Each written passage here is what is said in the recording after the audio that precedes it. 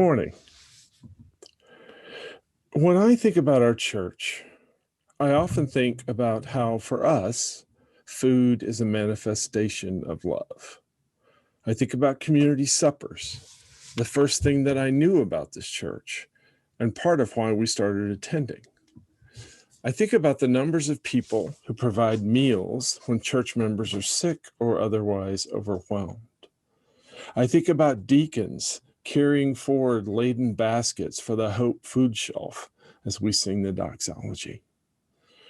I also think of memorable meals that I've had with the pastors, present and former, of this church.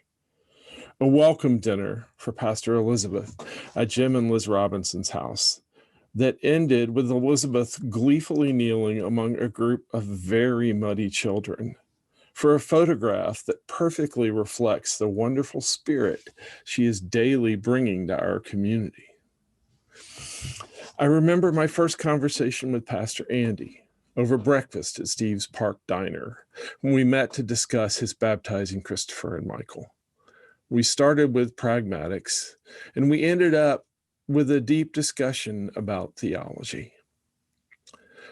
I also remember lunches with Tina's Riekert at the Indian restaurant, indulging a shared love of spicy food and chewy ideas. One day, when we were talking about the social gospel, Tina's mentioned Walter Rauschenbusch. Rauschenbusch argues that transforming the life on earth into the harmony of heaven will make manifest the kingdom of God in the present day. And he said, "It is for us to see the kingdom of God as always coming, always pressing in on the present, always big with possibility, and always inviting immediate action." Immediate action. To me, feeding the hungry is an immediate action. And it's one of the ways that I see our church working to bring the kingdom of God to our town, our country, our nation, our world. It's one of the things that I love most about this church.